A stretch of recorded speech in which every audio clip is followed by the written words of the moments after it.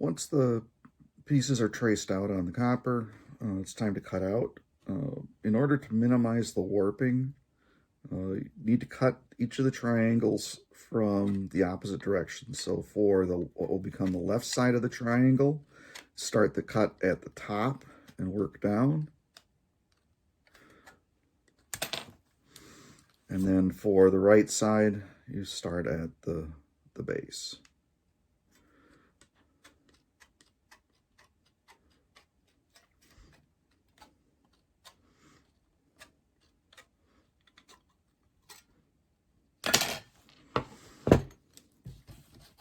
Now there will be some extra curve or deformity at the top. Want to pound that out. Straighten out the bottom, which again has some extra curve. Note also, it's hard to see, that here you can almost see it in the reflection, that the bottom edge is curved downwards a little bit, so we don't have a sharp upward edge at the bottom. To do the flattening and put the curve on, I've got a sheet metal or body dolly just fastened in the vise, along with a flat-faced hammer, which is also rounded over a bit at the edges. Basically, it's a bodywork hammer and dolly. But again, I've had to do some extra flattening of the rounding of the edges, I should say. And just pound out any dents and dimples, which are easy to put in when you're making the cut, especially if you make any of the cuts all the way up to the tip of your shears. As you close the shear, it will put an extra little wrinkle in the edge, which you then have to pound out.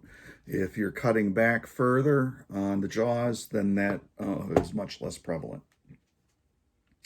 So once the bottom edge is straightened out, then we put a curve on. I do this just by hand, working back and forth over the dolly a few times, trying to put a smooth curve, not just concentrating it in one spot. Then fit it to the form. It's fitting, in this case, fairly well at the bottom. Too much curvature towards the top. Just flatten it out a bit. A little bit more. Kink there. And now it's reasonably good. Don't worry about the tops not being tight together yet. With a little pressure, they come together, and that actually does help close up the seam. Now it's time to take the pre-curved pieces, and what you end up doing is cutting two 45-degree bevels at what will become the base. Doesn't have to be super exact.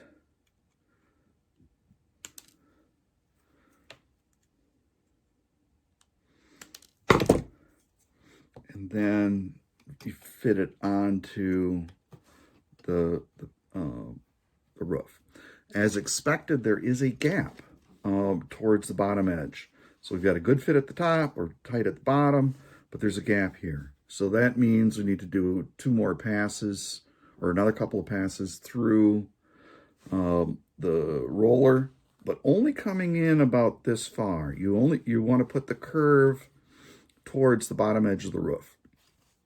So typically, you end up with the dies I made, another 2 to 3 turns tighter, and then after running it through, you end up with a nice fit here. So then, here, take another piece.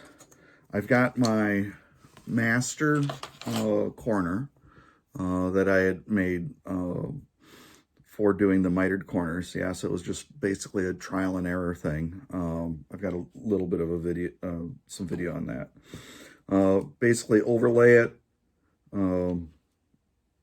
trace it out with a Sharpie, and then cut the shape to fit.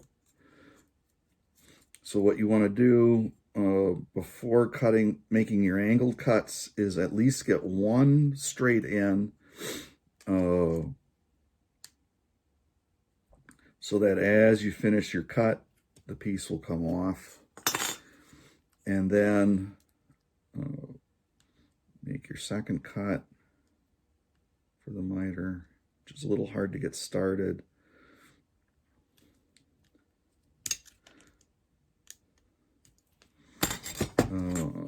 Wasn't a very good one.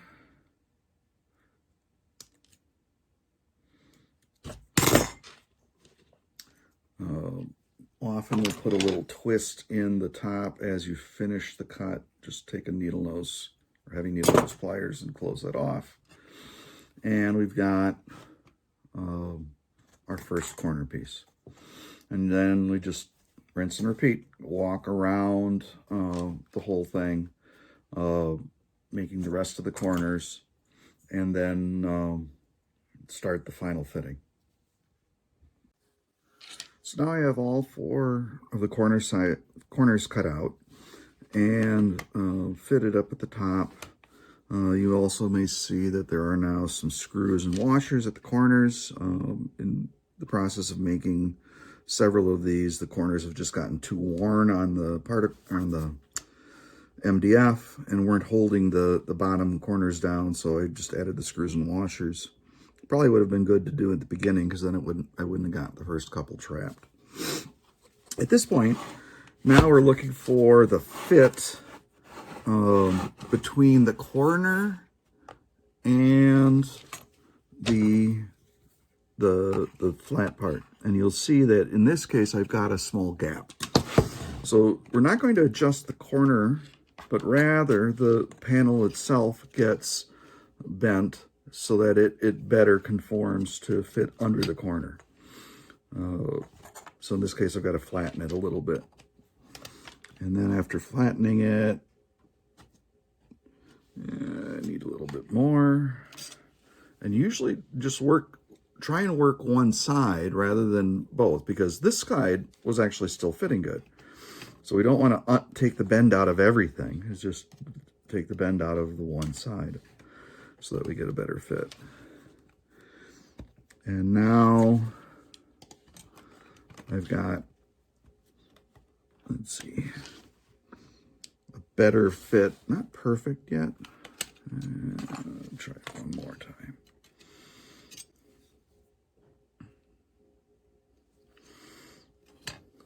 They're not making huge adjustments to this.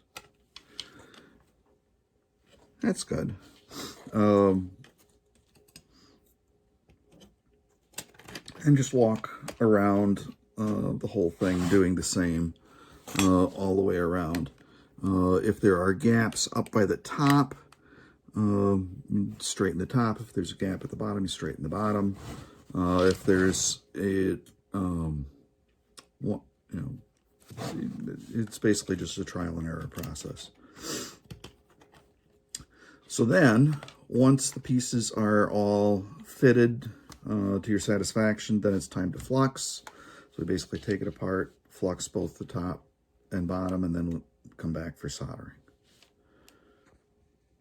So to do that, just lift the corners off.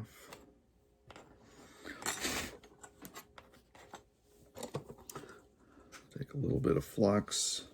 Just use a bottle cap to hold it rather than dragging the whole bottle around.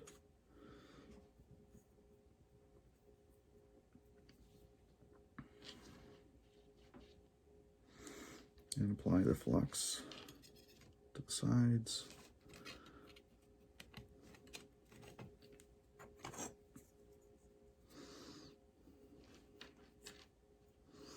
It's just a thin layer, not a lot needed, but from my experience, you do need it on both surfaces. Just having it on one doesn't really suffice.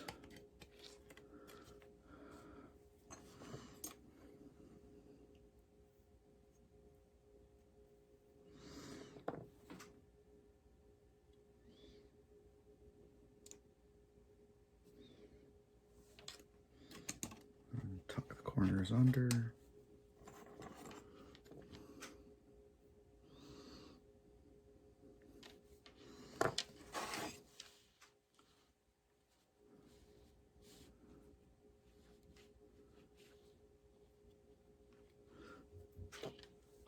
Flux out of the way. Make sure that each corner is pushed all the way down underneath the screw and washer. The tops meet reasonably well. Then I've got my super fancy clamp, which you give about a quarter turn to kind of lock it in place. And then it's time to solder.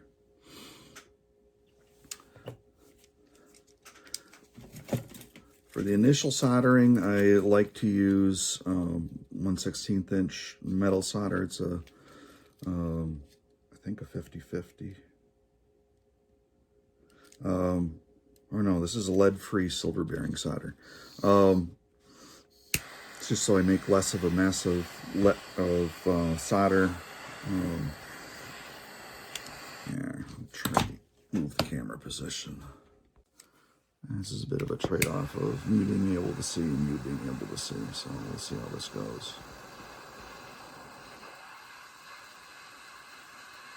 You gotta heat both the panel and the corner, and then once the solder flows, it just wicks in,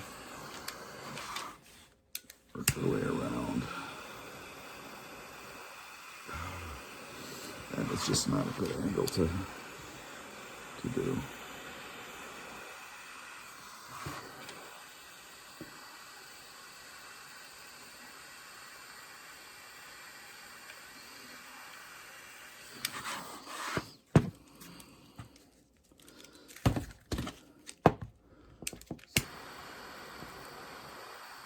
I like using the microtorch better than the soldering iron for this. I end up with less of a mess of solder on the surface to clean up.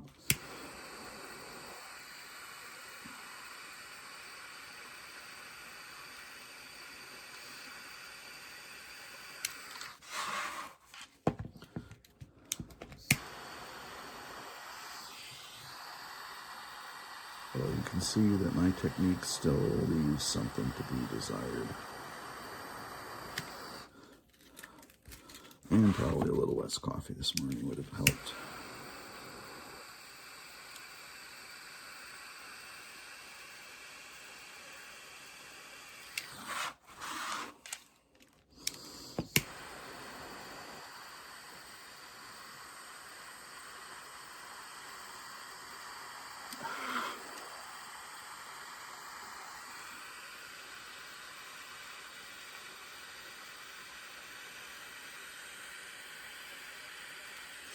All right, so now we've got the bottom soldered, ready for some touch up, and then we move on to the top.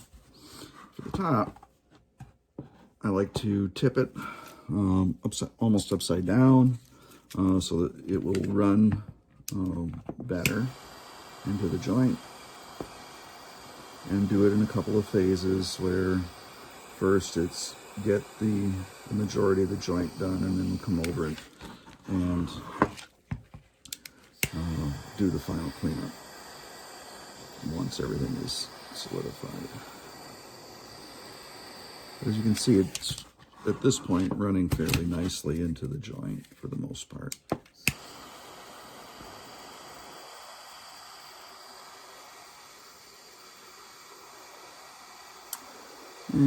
I spoke too soon.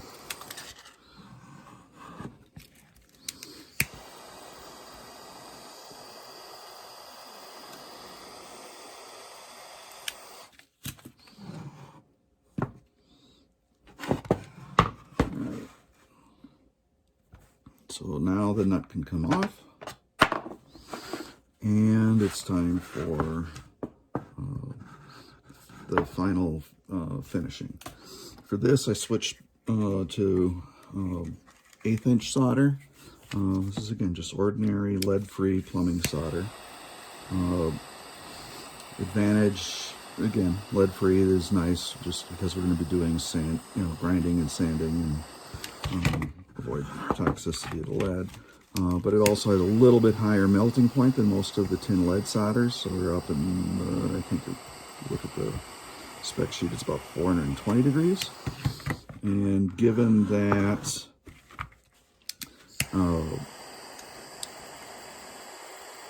the powder coat is typically cured at, roughly 400, you don't have much extra temperature range to play with, and to risk the part coming apart as the powder coat bakes out. You'll see a number of websites will say, that you cannot powder coat a soldered part. So far I've done it successfully once. All right, now you can loosen the screws, take it off of the form,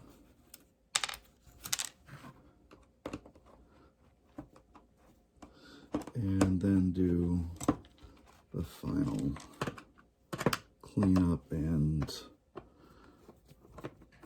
soldering. So unless you're exceptionally lucky or far more skilled than I, there will still be some small gaps that need to get fixed. Let's see. And it's still hot. Pop it out. So now what you want to do is look under the edge and see where are there gaps, real gaps versus just blobs of flux. So here I've got a gap. Let's see if I can get that in one pass. I may have to apply pressure from the inside on this one. Sometimes it'll just bridge nicely. I got lucky. But other times you'll have to kind of heat up the joint, press with a screwdriver or block wood from the inside. All right, that looks good. That one is hard to tell. Is it loose, or is there just flux, or maybe a bit of both?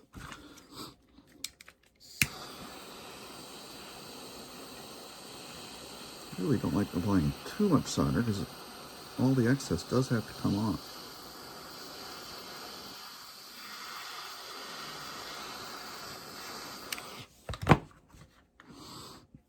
All right. Oh no, one more definite gap.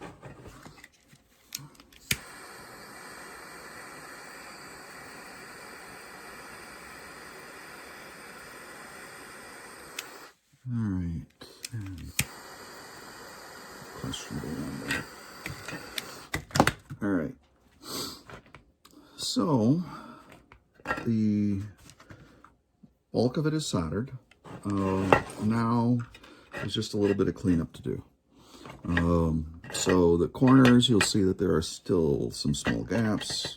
Press those down with needle nose pliers. Sometimes the gap is a bit more. And then solder over it. Although in many cases I'll switch to using the iron at this point to close off the corner. Plus we want to be able to tin the inside, so I'll switch for that. All right, now for the final cleanup of the corners. Just solder, it's basically just a blob in the corner. To close that off, do that, repeat that for each of the corners. This avoids having any sharp edges or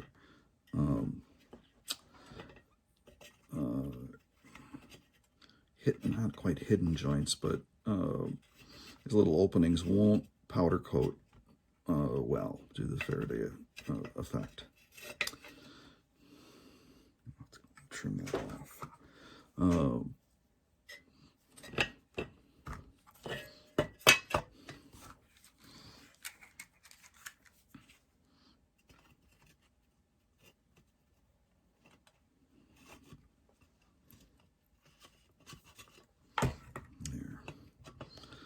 just require a little extra work. And here I've got one where the corner didn't come down quite far enough, so I've got to trim that off with the shears. Could use a file or the belt sander, but that's enough.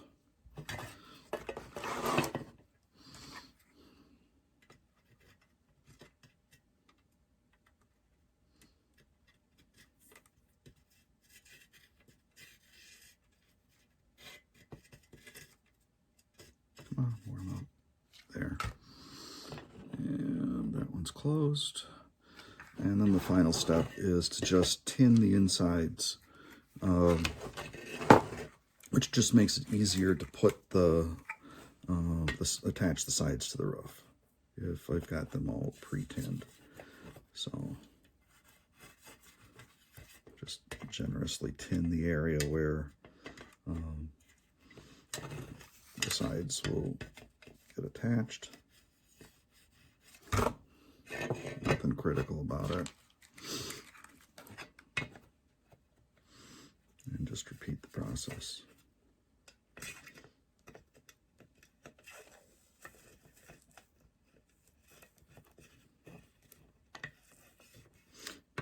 Care being taken not to put in too much heat. Don't want to pop the corners loose, especially if you had to apply any pressure in the process of getting the outer seams to close off.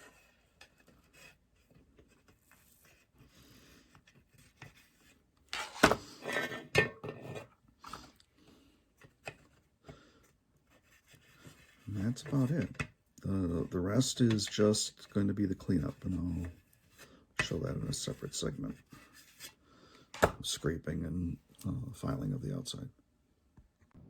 You may be wondering how we get rid of the solder globs and smooth this out.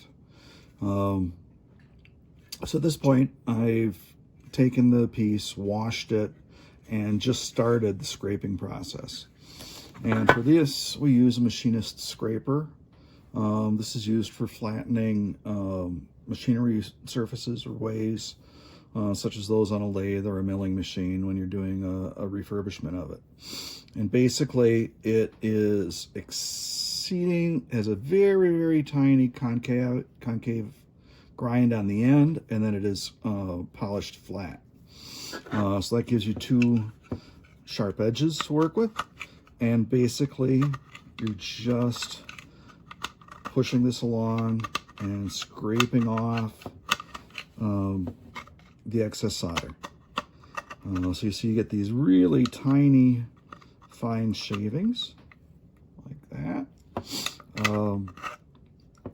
And it actually cleans up pretty quick. You know, the inside of the corner is probably the hardest part up by the point. The rest of these little blobs come off with a few strokes. Now, as you're doing this, you'll see that it gets shiny and there'll be some differences in the gloss. Most of that will not show up under the powder coat because one of the next steps will be bead blasting this. So the idea is to get it reasonably smooth. You may want to touch it up with some sandpaper, but don't leave little blobs. So even a little thing like that blob will definitely show up under the powder coat.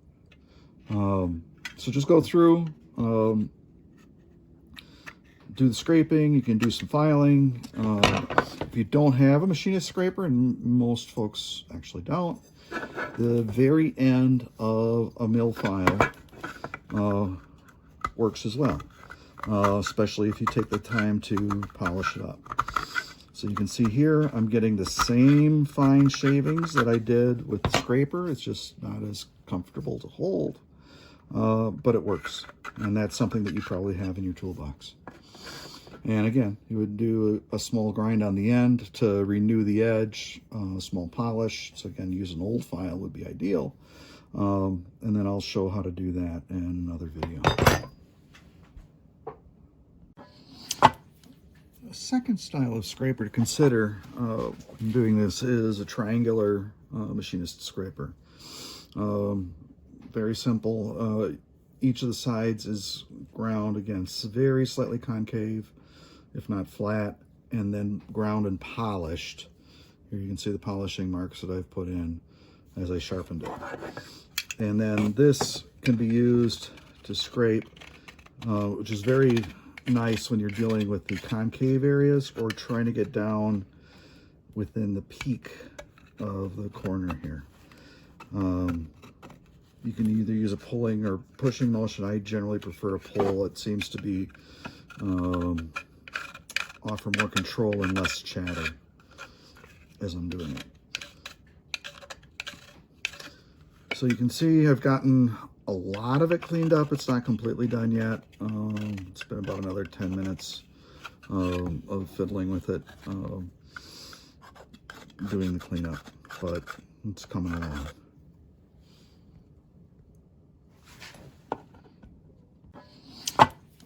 A second style of scraper to consider when doing this is a triangular machinist scraper. Very simple. Each of the sides is ground, again, very slightly concave, if not flat, and then ground and polished. Here you can see the polishing marks that I've put in as I sharpened it. And then this can be used to scrape, which is very nice when you're dealing with the concave areas or trying to get down within the peak of the corner here.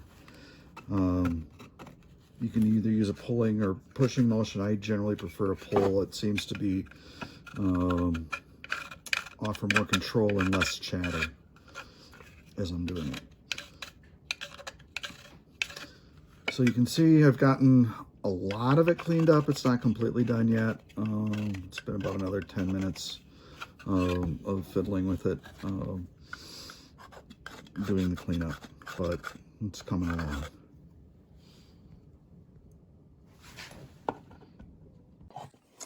All right, it turns out the fastest way to clean these up is to use a small disc sander. And I've got it mounted in a Fordham tool. You could use an air die grinder as well. I know I sound a bit muffled, but I am wearing a respirator. There is copper and solder dust that goes flying everywhere. Best not to inhale it. So, use the flat disc to clean up after the piece has already been scraped most of the way clean. So, we'll go to it.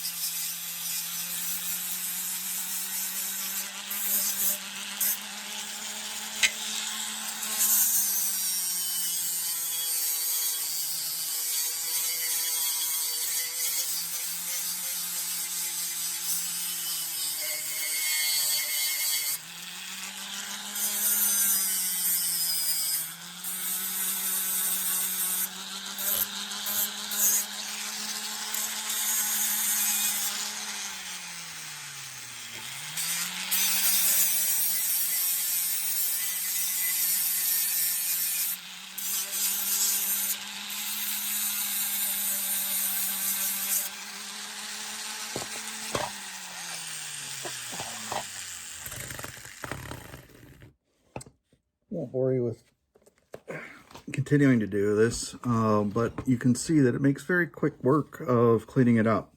The flap discs last on this soft metal quite a long time. This is one that I'd actually used on some welding projects, and haven't bothered replacing it because I really don't need to. And this is the last one. I've got the other 7 all cleaned up. Next step will be building the frames for the glass and getting that assembled.